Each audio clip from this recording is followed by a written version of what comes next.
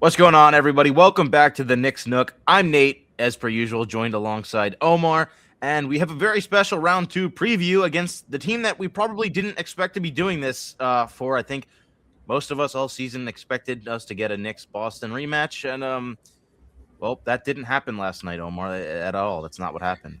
It didn't happen, and while I was watching the game, I don't know about you. Actually, I think I do know. I was watching. I was like, who do I want to win? I feel like before the game started, I wanted Philly to win. Mm-hmm. Before the game actually started, when Tatum was announced out, I wanted Boston. And as the game went on, like holy shit, like Derek White's back. I didn't know who I wanted, but turns out we're getting the Sixers. Yeah, I feel like it was inevitable that we were going to get the Derek White magnets activated Yeah, against the Knicks if that did happen. Of course, him and McHale both finally turned it on in their respective last games of the series. But I'm kind of with you, or at least what you said at first. Like I think I wanted Boston to win. Like I was flip flopping like crazy the entire day. I had for no me, idea. I feel like once the day of the game settled and I kind of boiled it down, and I was like, this Knicks team is kind of built to beat Boston. Philly, at least their starting five, has some athleticism and has the star power that really can match up with the Knicks starting five, which I don't think a lot of other teams can. I think Boston's starting five wasn't as good as it was last year. They're inserting Ron Harper, Luka Garza, and Hugo Gonzalez into the starting lineup for Game 7, with none of them scoring a single point, which was impressive in its own. But yeah, I think just Maxey is going to be a problem for the Knicks, but if the Knicks can't beat the Sixers anyways, they weren't winning a championship regardless, is how I feel. So to me, it didn't really matter who they play, but I did feel a little better about Boston. I still think we'll get into our predictions, but I still think the Knicks win this series. Yeah, I agree. I feel like both had their scares, whether it be Boston and Tatum coming back, and you have the Jays again, or like you said, the talent in Boston, in Philly. But I feel like either way, we were going to go Knicks. I feel like we're very confident in this team. And now it's going to be a harder battle, but I feel like the Knicks are up for the challenge. Yeah, what I wanted to ask you was, obviously we had that Game 6 in Atlanta that was whatever the hell it was, whatever you want to call it. A basketball game where I guess one of the teams forgot to show up. Like, isn't it funny, too, that the fucking Magic scored less points in their last game than the Hawks scored in a game where they were blown out by 50+? Insane. I really don't know what was a worse performance. Like, would you rather be an Atlanta fan or an Orlando fan? Someone said on Twitter it was like Orlando Magic Game 6 son, or I saw that. Atlanta Hawks Game 6 daughter. I saw that, and it's a really good question, bro. I don't know which fan base I feel bad for more. Let's see. Honestly, I think it would be Orlando, because I feel like Orlando had a better forward looking. Like, they could actually, get to the chance. Yeah, the Hawks had no chance. Won. Exactly. Yeah. Atlanta didn't have the hope, I think, that Orlando did, other than after maybe Game 3 when CJ closed it out. But what I think it comes down to for the Knicks is, or what I want to ask you, what I think it comes down to is, there's a lot of, this is the full Knicks that we've realized, like, they've reached their full potential. They are finally here. Do you think there's any bit of blowing out that game, or blowing that Game 6 out of proportion to being like, okay, they're far and away the best team in the East? Or are you confident that they're better than any team right now, in that conference? I feel like the story of the Knicks have been the same the entire season. They'll show you glimpses of them being better than any other team in the league, hands down. And you're like, okay, I'm willing to put all my money on the Knicks. And then fast forward to a week later, a game later, and you're like, what the fuck is this team? What am I watching? Sell the team, trade whoever. Half the fan base lost hope after Game 3, and we're like, oh, the series is over. After Game 3, people were talking about trade Jalen Brunson. Like, it was that's the problem with this Knicks team, where you can't go fully all in, where you're like, this is the year. I'm so pumped, because they'll collapse at very unfortunate times, but they'll also blow teams out by 60-70 points, where you're like, okay, this is the best. It's just I'm pretty sure I said this last pod or 2 pods ago. They're they're the most bipolar team, and then you just have to live with their ups and downs and hope that their ups happen in May and June. Have you seen Tropic Thunder?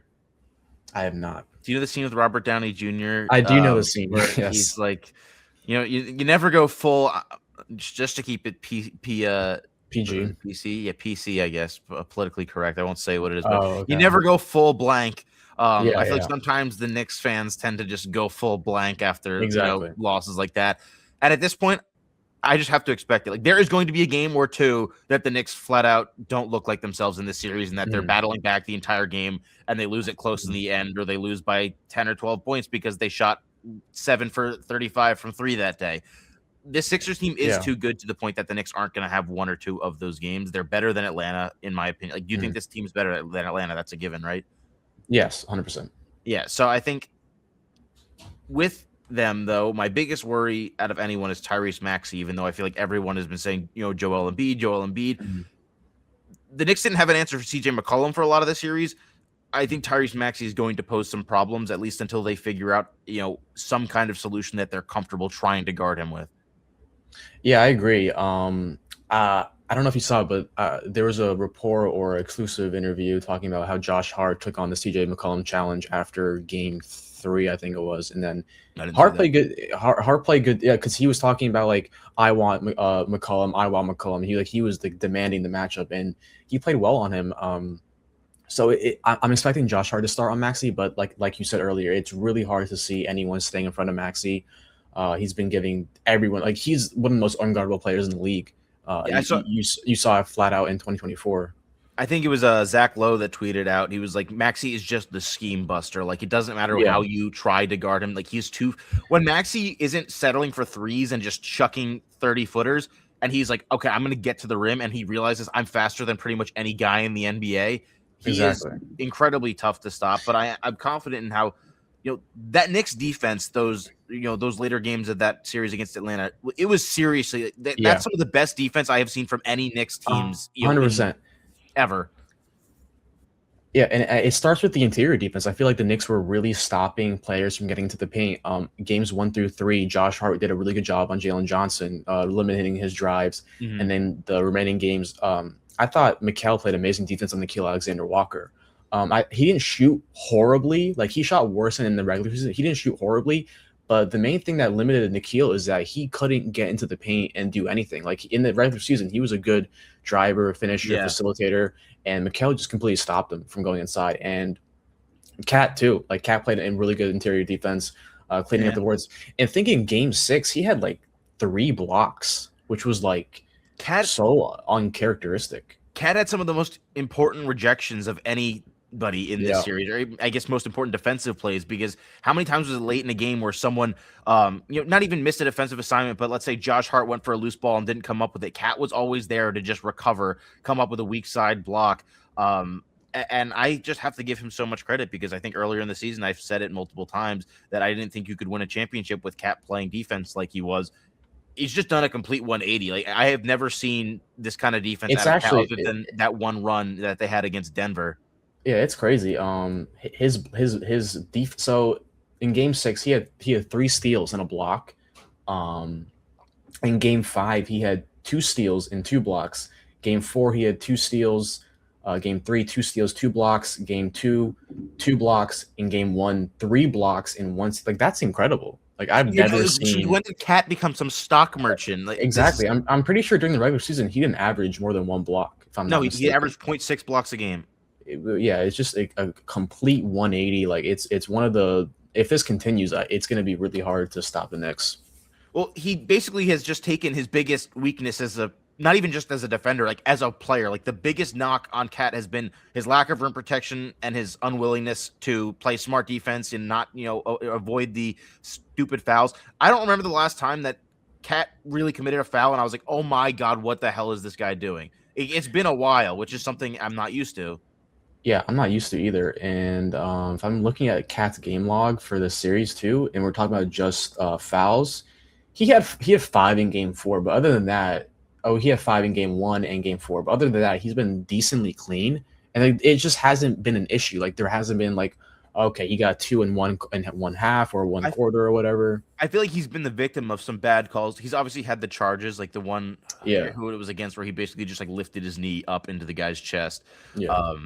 But I feel like for the most part, even though he had those 2 big foul games, it was how he was getting those fouls that I was much less annoyed with. And it was him just playing within the team, and I feel like he's just sacrificing for himself. He's turned into also on offense, this baby Nikola Jokic, where he's becoming this Yeah. all-world passer and just finding his team. How many times did Cat find OG on a back cut in not even just game 6? I think it was series? I think it was game 4, I think, right? They won in Atlanta game 4. Yeah. That was I think he had at least like 6 or 7 to fucking OG Anunoby. But if we're looking at his stats too, like his assist percentage was 2% lower than Jalen Brunson in these playoffs so far, which is insane to even think. Yeah, we could talk about OG too. Like it's fun to gush over when they're playing well, because when they're playing well, it's like Josh Hart's rebounding the hell out of the ball. He's playing great defense. The transition that we saw from the Knicks. I guess I'm trying not to get too blinded by that game 6, but it felt like every single time the Hawks tried to dribble into the paint, they were losing the ball. The Knicks' hands were so active, and something that I thought got lost in this series. You were just talking about Mikal's defense. He plays the lane so well when he's in the game. When OG and him are locked in together, it is so hard to get passes off. And then Josh just jumped in there as a third guy who's also, incredible at tipping passes and just diving for loose balls. So this Knicks team has leaned into that chaos aspect that I think feeds really well into bolstering their offense when they can't get things going in the half court. Yeah, I agree. Like, it's one of the most intimidating factors when you're driving in the paint and you're like closed off by Mikal or closed off by OG, and you try and pass it out. And 7'11" wingspan, long arms, and it's not even that. It's just that when the pass is inevitably stolen, they're out in transition like it's nothing. Like they're running. They're one of the fastest paced teams in that game in the last few games of the series. So, looking towards Philly. Obviously, if I could interrupt for 1 second, I wanted to wrap around and go back to our predictions of this series. You had Knicks in 5, I want to say. Against the Hawks? Yeah. Yeah, I think I said Knicks in 5. I said Knicks in 6, and I hate to be that guy to bring up the LeBron meme, but if you were to ask me how the series would have played out, I think I would have predicted Knicks game 1 win, Hawks game 2 win, and then I think I would have predicted Knicks win game 3. Either way, I would have predicted. All right, LeBron. I would have predicted almost every single game correctly besides the game 3 Hawks win. So I just want to say that I said Knicks in 6, and it came true. And I think everything we talked about in that preview kind of came true. Like Cat was the leading factor. One thing that didn't happen was the Jalen Brunson explosion. He played well in the series, but I feel like I saw a lot of talk on Twitter how this is probably Brunson's worst Knicks series. Yeah, but I mean, game 4 he blew 100% for 39. 100%. But I feel like games after the first quarter of game 1, game 2, game 3 were kind of a letdown, and it doesn't really matter in the end of the day because I feel like he won the series. Like he's gonna be better in the Philly series no matter what. I think he also played well in game 6. I know it's obviously easy to say that he played well in game 6. Game 6 is such an outlier. It's not even funny. Yeah. I'm not too worried about Brunson. I also think Brunson going from what I was going to say about the Sixers is you look at that starting 5 for Philly. I mean, you don't have to talk about the bench yet. It's terrible. But Kelly Oubre is probably going to be Brunson's, primary defensive matchup. He's going from Dyson Daniels, who's, an all-NBA defender, to Kelly Oubre, who's not a bum or anything, but I think you think it's going to be Kelly Oubre? I thought it would be VJ Edgecombe. I mean, maybe. I mean, VJ guarded him a lot in the regular season. I just feel like in the playoffs, you might want to put more length on him. And we saw what Kelly did, or what he did to Kelly in the 2024 series. He kind of abused them. So yeah, and I'm hoping that for Brunson's sake, he remembers that 2024 version of himself. I know you texted me that we need 2024 Brunson. I rewatched his highlights from that series. He was that series is real. That series is genuinely one of the best series I've ever seen from any 100%. Player. I don't care. That's not 100%. Nick's bias. He averaged like 38.5 points or 37.5 points a game, whatever it was. And that was after a game 1 and 2 where he was like, eh. That's the thing is hopefully he doesn't for this series, but Brunson's had that history of game 1 and 2. He kind of farts around and figures out what the other team's doing, and then he's like, "All right, I know exactly what to do." And then game 3 is once he adjusts, like it's over. Like Nick Nurse is a good coach, but I feel like sometimes, like there's moments. And I'm already preparing for the Nick Nurse post-game pressers of him crying about the officials. And he also is very Tibbs-esque, where I was listening to his presser last night where he talks about like not playing the bench and like relying on the starters. I'm pretty sure they only played 2 guys off the bench last night, and they were like a max 50. I think it was Quentin Grimes played a max of 15 minutes. So they're really going to heavily rely on the starters. And I feel like coming off a 7-game series, they're going to be gassed. And I feel like the Knicks have to take advantage of that anyway. That's why Deuce McBride is going to be really important because, like you just said, that no bench for the Sixers. Also, Mitchell Robinson. Hopefully, Embiid doesn't yank his leg out of his socket again. But I don't know if Deuce has ever missed a 3, against the Sixers. Yeah, I mean, like I feel like Deuce was huge in the series last in 2024. He had 21 in the first game, and then Mitch was dominant. Like he was like the Embiid stopper in that series. Yeah. So we need all hands on deck, to guard Embiid and Maxey. So in that starting 5, what worries you the most between Paul George shooting like 60 or 70% from 3, whatever, Maxey's driving, or Embiid just being the huge force that he is and potentially injuring one of the Knicks players? Man, it's so difficult because they're a 7 seed, but they're not your normal 7 seed. Like on paper they're an amazing team. It's just the Sixers curse, the Philly curse, whatever it is, the injuries, the drama, all of it. I don't know. I just feel like the Maxey. Hey, let me ask you this: You think if Maxey averages, like, let's say below his average, like say he averages under 25 points, would you rather have him average below his average or Embiid below his average? I'd rather hold Maxey. Like I think That's what I'm saying. What you want to do in this series is let Embiid get his 30 on 45% from the field or 43% from the field. Like Embiid's efficiency in the playoffs has never been great. Yeah, Mitch has done a really good job with him. OG actually has played him really well too. So I think you throw a bunch of different looks at him, and you worry number one. Like Tyrese Maxey has to be priority number one, is finding a way to contain him. I'm sure VJ and Paul George are going to have a game or two where they kind of take over, or at least have some hot stretches.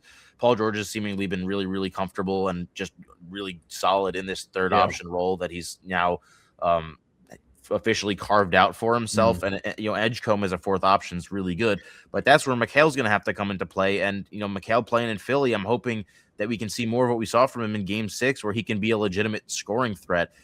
I'm not asking for a lot. I'm asking for like 13 points a game, which is well under what he's done for most of his career. Yeah, and you were talking about Edgecombe and Paul George. I was thinking to myself last night, like comparing these 2 Philly teams, where you take away Nick Batum, you replace him with VJ Edgecombe. You take away Tobias Harris, you replace him with Paul George. Like those are just like those are not upgrades that you would want to face if you're the Knicks. Like we got bailed out. I'm pretty sure Tobias Harris went scoreless in one of the games against the Knicks. That's not going to happen with Paul George. Nick Batum. These Knicks teams, or this Knicks team, is better than that Knicks team. It is. Well, is it? I mean, it is. But like that Knicks team was also really good. They didn't have the offensive firepower that this team has. I think that Knicks team had better shooting. Maybe because the Josh Hart Magna Ball. Josh Hart had a crazy shooting series, and then you had Dante. Obviously, OG's shooting the leather off the basketball though right now. 100%. Having Cat, the thing with having Cat is you're gonna have to pull Embiid out of the paint a little bit, or they're gonna have Embiid roaming off Hart, which allows the Knicks to attack Maxey way more on defense. So I think as much as Sixers fans I've seen talk about what I saw a tweet that had like 7,000 likes, like what VJ and Maxey are about to do to Brunson is gonna be taught in schools. Like I'm like, okay. So, but then on the other side of things, who is guarding Jalen Brunson? Like, you actually think that for a full series, you have an answer for Jalen Brunson. You have nobody off the bench. What are you going to come take Quentin Grimes off the bench so he can go get schooled by the guy that used to bust his ass in practice? I feel like going back to the Embiid thing, where I feel like it really all starts on offense, specifically the Knicks offense attacking Embiid. He clearly isn't 100%. Yeah, he just hyperextended his knee, he just had his appendix removed. Not even that, but he's not the defender that he once was. Like the last time he made all defense was 2020, 2021. So it's been 6 years since he was an all defensive player, and not even just that. Like from an award standpoint, where he's just not moving the same either. So I feel like you saw that too in the 2024 series. They were attacking him, whether it be OG or Hart. I feel like it needs to be Cat this series. Yeah, as much as I you don't like Embiid, and I'm not one to talk very highly of him, I will still acknowledge that he is a very good shot blocker. Like his timing, if he is in position and if he is Mm, able to make the play, he is still a very capable shot blocker. But Embiid's going to try to get Cat in foul trouble, so I 100% agree. Like Cat has to go right back at him and involve him in yeah. a lot of the defensive But action. there'll be times where Embiid will be he'll be in the paint, but he won't be in the paint. Like he'll just be there, like Yeah, not like he's not one to just contest anymore because no, whether it be he's a ball fouls or watcher. injuries. He's a Yeah, ball 100%. watcher at times. 100%. But yeah, I will acknowledge that he's a ball watcher who still can send a shot back into Also, the stands. he's one that we can take advantage on the offensive glass. Like I feel like he's not going to be, jumping up there for contested rebounds or whatever. That's actually a point I wanted to make too, is because the Sixers pretty much in the Joel Embiid era have been a bottom five defense or a bottom five rebounding team every Mhm. single season. Yeah. The Knicks need to take advantage of that. OG averaged 8.5 rebounds in the last Yeah. series. Like I want to see OG really aggressive on the boards. I want to see Josh Hart going after every rebound like he does. Like the Knicks arguably have 4 better rebounders than the Pistons' second best. I'm not going to say that they're all better than Andre Drummond, but also I'm not counting on Andre Drummond to make a big, impact in a playoff Mhm. series right now. Honestly, I wouldn't be surprised if we saw a Dan Bona more than Andre Drummond in the series. Dude, Bona is awful. I'm all for that. Like he is one of the least coordinated. He's if Precious Achua didn't have any ball skills at all. I just think just taller. I just think it's one of those things where I just feel like we need game one to get a bigger or better picture of what this series is going to look like. Because I feel like there's still a lot of unknowns. Like I feel like game ones are really very very telling for how the series is going to play out. So what are your predictions for game one? Um, I hate to be that guy, but I wouldn't be surprised. I mean, no, like I I don't know if they're losing game one at the Garden, man. yeah, I feel like if the Sixers weren't coming off 7-game series, I would maybe see how the Knicks could drop game one. But I feel like the Sixers are tired, they're beaten up. I feel like it would really be a bummer if they lost game one, you know? See, yeah, to me though, you look at Embiid. What's your realistic expectations for Embiid minutes wise in this series? Because I feel like there's no way he surpasses like 30, 32 minutes a game. It's not possible. What was he playing? Let me quickly check what he was playing. But I feel like they don't have really a choice because, like you said, a Dembona is I want to say he's unplayable, but he's definitely not ideal. He's to be bordering on playing. it in the playoffs. Yeah, I And guess. I then mean, he's over that, I guess. Yeah, so 39, 34, 39. Like, I just can't see him holding up for another 7-game series. He just got hurt at the end of game 7. I was going to say you need to win the non-Embiid minutes, and I think they're more than capable of doing that. it's so But puzzling how Maxi's the guy we want to stop, but I feel like you said, the Embiid minutes are going to be extremely important. If we win the non-Embiid minutes, I feel like we're very good. Yeah, well, because a lot of it has been Embiid's been really hurting, or at least hurt Boston with his passing. He was very much looking for his teammates as much as he was getting his own shot. And they've been very unselfish as like their whole starting lineup trusts each other. Like you can see that they've definitely started to build that chemistry with their starters, where they're all not on the same like exact brain wavelength, but they're Yeah. more so figuring out like who likes to play. Like they really never got a chance to figure out this starting five because they were all injured throughout the course of this Big Three's tenure. Yeah. This is the best that I've seen Philly look. I'll give them that credit, but I still think that if the Knicks can get anything at all from Jose Alvarado, Deuce McBride, and Mitchell Robinson, they probably win this series in 6. Yeah, speaking of that, Jose Alvarado, and you touching I owe him upon an apology. and you talking about the Sixers' lack of depth, I wanted to ask, do we see any Knicks adjustment to the bench? Like, do you still see them running 8, maybe even 9 people? I think honestly, like 8 is probably. And hopefully, like, whether regardless of the number, do you think the players change? Like, do you think Landry Shamet gets a try this series? I was gonna say I think as much as Landry wasn't good in Atlanta, I would be shocked to see if he doesn't get at least another chance to try to do something. I feel like he's got to get like 10 minutes in I game agree. 1, or if it's 8 really bad minutes, then take him out and you don't put him back in. But it's just so difficult because you have Clarkson, Jose, and then Shamet, but then you already have Deuce and Mitch off the bat. That's 5 people. They're not playing 10 people. Yeah, So I think unless Clarkson gets cut, unless Alvarado gets cut, I think it's going to be really hard. we'll probably see less of Jose and Yeah, Jordan each. I think both of them respectively get their I don't minutes. know. but just- I think Jose might be just cut. Not. I don't see Clarkson Jose getting. might be I a don't. good I answer don't. to try to throw at Maxey if he's I just don't see Clarkson getting cut just because of that. He was just so solid offensively. Like he just gave him offense when he needed it. I don't think any of them are. I still think we're probably going to see him run nine to 10 players at a point. Mike Brown has been very adamant about that. He's found you know what I think it. You know I think that I think they might run 9, but second half they might run 7 or 8. But I still would expect Clarkson and Alvarado to get their 8-10 minutes a game, whatever it is. And you saw what Alvarado did to Philly in the regular season, so yeah. Was that his first game? Second game. Okay. Second game. Yeah. But regardless, I have to give Jose a little apology because I said I didn't really want to see him much at all in the Hawks series, and he was a game changer. The energy that he brought, his offense was good too. Like he was hitting shots. He was hitting shots. Yeah. If Jose is gonna hit his threes, I will shut up and gladly see Jose Alvarado minutes. Like genuinely. And you know his defense is gonna be there. I think he had multiple games with multiple steals. Yeah. He had 3 in game 4 and 2 in game 6. So.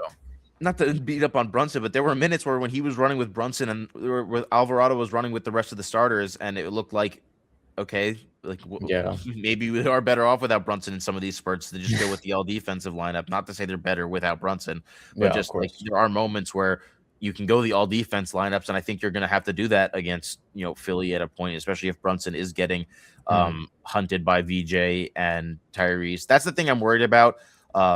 More so with Atlanta felt like they couldn't figure out how to attack Brunson after game 3, and the Knicks did a really good job of shoring up the interior and making sure that he had help. But VJ is going to be very, very hard attacking Brunson. I know he's a rookie. I'm not sure that he's going to go off for 35 again like he did in his second playoff game. VJ is the guy who I think might be forgotten about a little bit, and then you start seeing him start to headhunt Brunson just because he did that a lot in the regular season. Yeah, I agree. I think VJ is going to be a huge X factor for Philly. He has games, but he's also a rookie. He's also not the greatest shooter in the world, so I wouldn't be surprised if the Knicks, obviously not every possession, but every once in a while, leave him open, make him earn a 3 or whatever, because he shot. He's a very streaky shooter, is what I'm trying to say, and I feel like if he's going off for like a 30 game in the Garden, it's going to be very you just can't allow that. Like that's one of those times where you just can't allow. And that's why I was going to say I think I'm more worried about what Oubre, Paul George, and VJ Edgecombe are going to do than Embiid and Maxey, because Embiid and Maxey are probably going to do their thing. They're going to get their numbers. It's going to be not letting Paul George shoot 70% from 3 for the second straight playoff series. It's going to be I just burped. It's going to be not letting VJ Edgecombe look like an all-star as a rookie.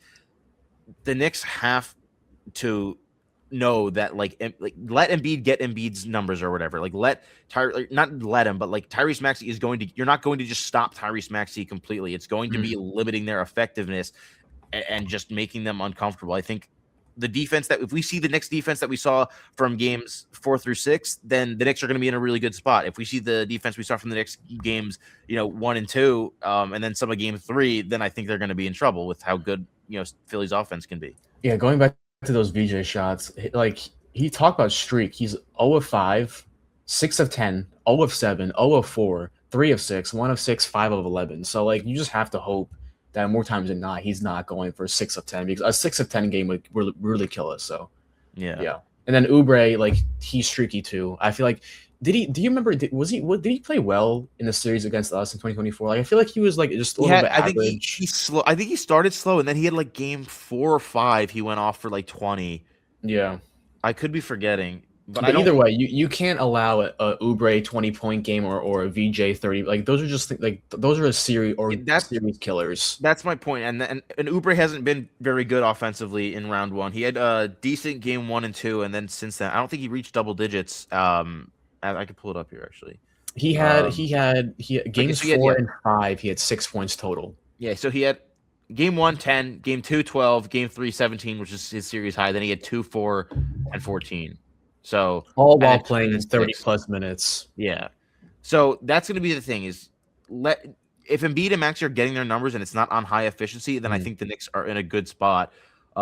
But yeah, it's going to start on defense because I think these are 2 very good offensive teams. They're going to both be hard to slow each other down respectively, but I think the Knicks have the defensive advantage over Philly. I don't think Philly has a great answer for Cat other than, How do you feel about Paul George guarding Cat? Because I feel like that's probably going to be the matchup we're going to see. Well, I feel like throwing back a question at you is that do we think we see a potential lineup off a starting lineup change for the Knicks? Do you think they go double big? I don't. I I saw don't a think few so, tweets just on it. because I don't think so either. But I I just think wanted to ask. I think keeping Mitchell Robinson healthy for this series has to be a big priority, and Yeah. starting him against Embiid. Mhm. I don't want to say that Embiid's going to try and go after him again, but I can't say Mhm. that he's not either. Yeah, I agree.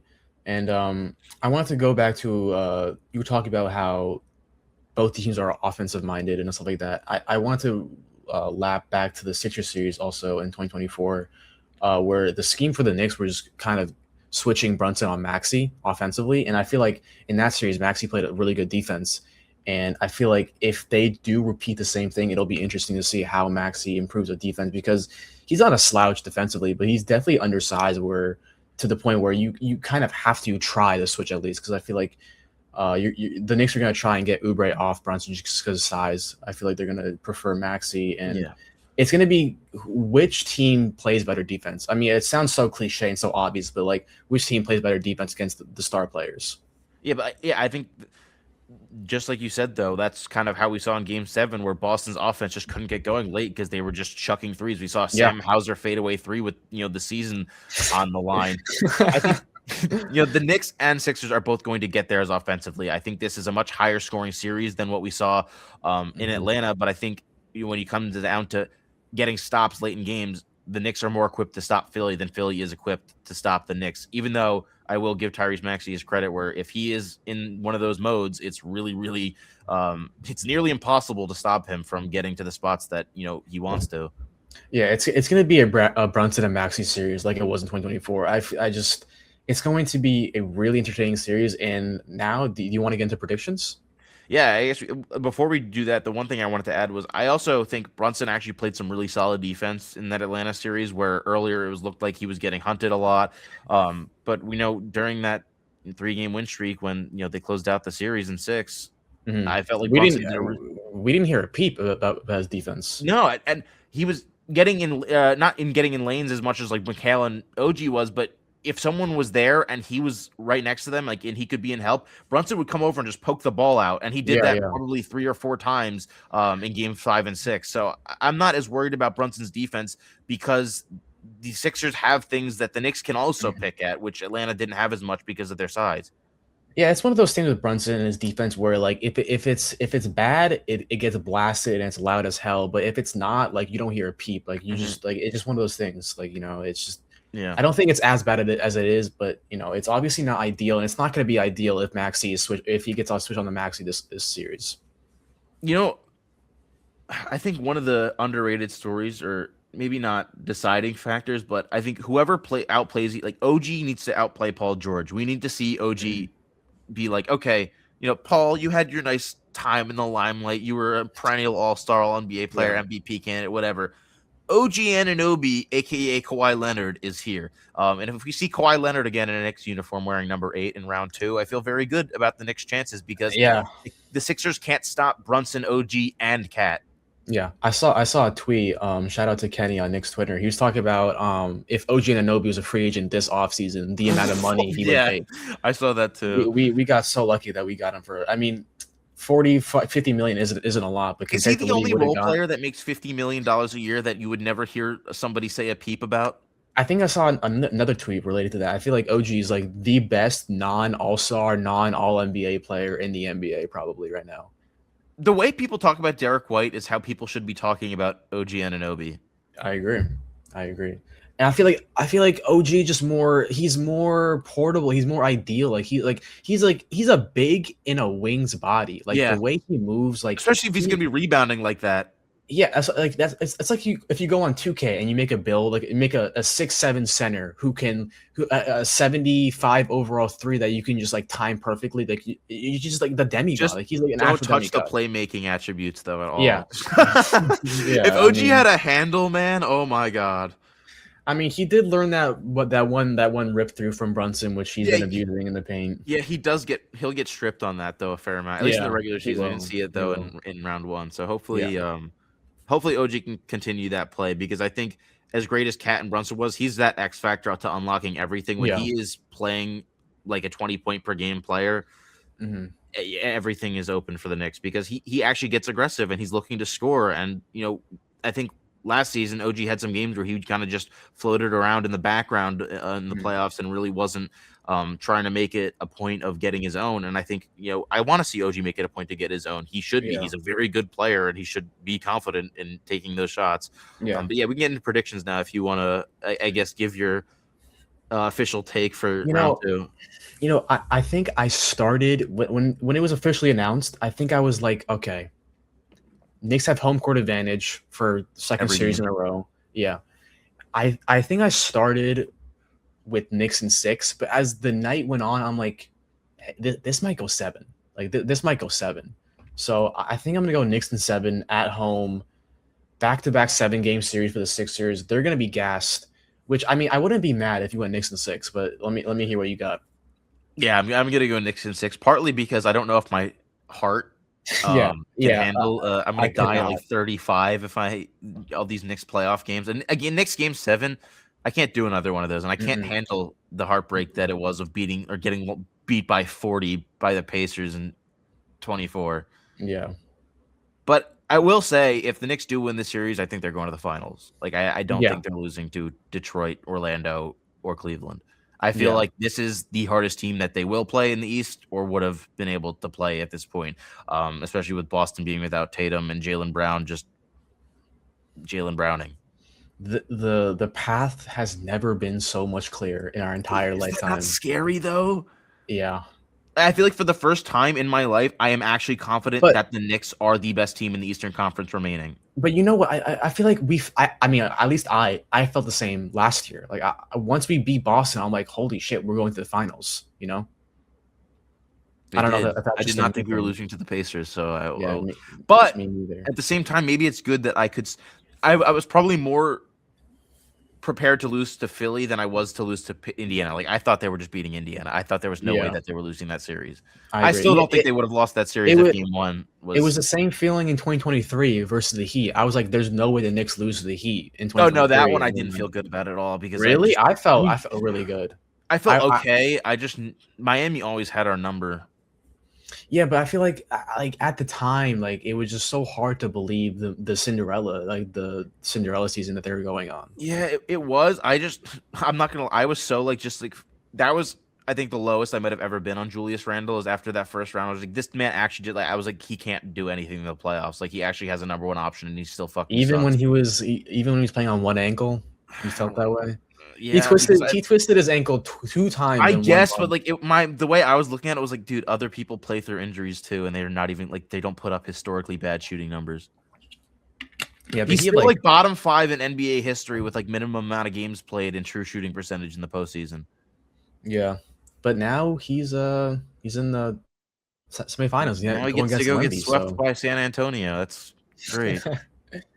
Okay, do you want to quickly give one X factor for both teams? Yeah. I think for me, I'm going to go with OG and say that I think we need to see the OG, or at least 70% of the OG that we saw from the Hawks series, where he needs to be this offensive force that can be the Knicks' legit third option. But I can also say Mikal. Like I think Mikal actually playing like a 3rd/4th option could mean just as much, if not more, because him being bench for Deuce McBride down the stretch against Philly isn't going to work. Mm-hmm. Yeah, I'm not mad at that. OG Anunoby's a great answer. Mine's more broader kind of thing. I feel like it's not really a player. I feel like the Knicks need to win the points in the paint, whether it be OG slashing or Cat. So it's kind of a combination of Cat and OG. They need to attack Embiid. They need to score in the paint. Like the Knicks need to dominate in the paint. I feel like if they do that, it's going to be really hard because in the paint, layups, dunks, rebounds in the paint. I feel like if the Knicks points too. Yeah, exactly. If they control the paint, I think the Knicks are going to win the series. Yeah, I agree. I think the rebounding is the clear advantage that the Knicks have here. I think the defense as well. Go back to like the old school Knicks, rebounding, hard-nosed basketball. I think that's what wins them the series. I'm confident in my Knicks in 6. I also think another slight advantage for the Knicks is the fact that they legit could have a home court-ish advantage for every game in the series. I saw a lot of tweets talking about how like the residential tickets aren't allowing them What are to your buy thoughts or on that? whatever. Like, what do you think of that? Like the opposing team limiting tickets. Like I think that's lame, but I I don't know. also, I as the home mean, fan, I get it. I get it. It's like whatever. It's just I feel like it doesn't actually matter in the end of the day. It's just that they want to watch the game. Like just let them watch the game. That's my view. Yeah, and I think fans are going to be there anyways. There's Knicks fans in Pennsylvania. There's Knicks fans in Philly. South Exactly. Jersey Even is just even all Knicks even fans. even even if it's 25% less Knicks fans as it was in 2024, they're still gonna be heard. Like they're still gonna be there. There's just no way to knock out 100% of Knicks fans. Like there's still gonna be, a large percent of the Knicks fans. Yep, and guess who already has Game 3 tickets in Philadelphia? Hey, This guy. So one hopefully there one will be a sea of orange and blue joining me. one thing I will definitively say about this series, this series will take years off our lives. Like it's gonna be one of those series once again where it's Every just like, yeah, you go. every shot is going to feel like a bullet into the chest. It's going to be a ruckus environment. It's going to be a stressful environment. It's going to be we're going to grow gray hairs. So I it's think going to be crazy. as much as that fucking Pacers series pained me, I don't know if anything would pain me worse than letting Joel Embiid getting to his Yeah, first conference finals, man. yeah. Genuinely. Do you know, like, we will never hear the end of that. I think whoever wins this series is going to go to the finals. I really do. I wouldn't hate. I don't hate that take. I really think Philly has been way better than we've seen in past years, and it's unfortunate that we have to play them now. But like I said, if they're not beating Philly, they weren't winning a championship anyways, because OKC and San Antonio's over there in the Western Conference. But yeah, I guess we can wrap it up after that. Anything else burning that you need to get off your chest about the series before we skedaddle? Lower the MSG ticket prices, please. James Please. Dolan, if you're watching the 2-for-1 Hoops channel, if you're listening to the Knicks Nook podcast, I want to watch my team. I want to watch my team. $750 like minimum to get nosebleeds here, man. Yeah, $750 for the Chase Bridge, which is unreal.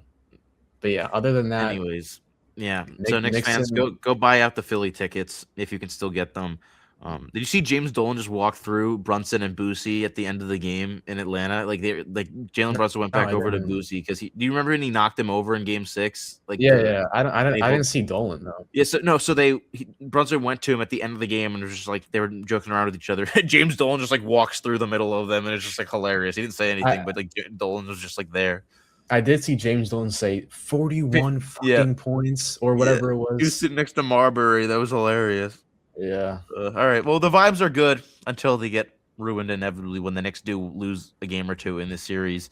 But hopefully they pull it out regardless. Anyways, you can follow us on. It is always Knicks. You can follow us on our socials. They'll all be linked down below. You follow 2-for-1 Hoops on Instagram at New York Knicks News. It's in our little ticker down below if you want to go check us out. But again, it will also be linked. And yeah, we'll be back. Hopefully, we don't know exactly when. Probably after maybe a game or 2, 3. We'll check back in sometime. Depending how the series goes. Depending how it goes. Yeah, it'll be depending on the series. So we'll have a little bit of a flexible schedule. We'll post and let you guys know when episodes are coming out.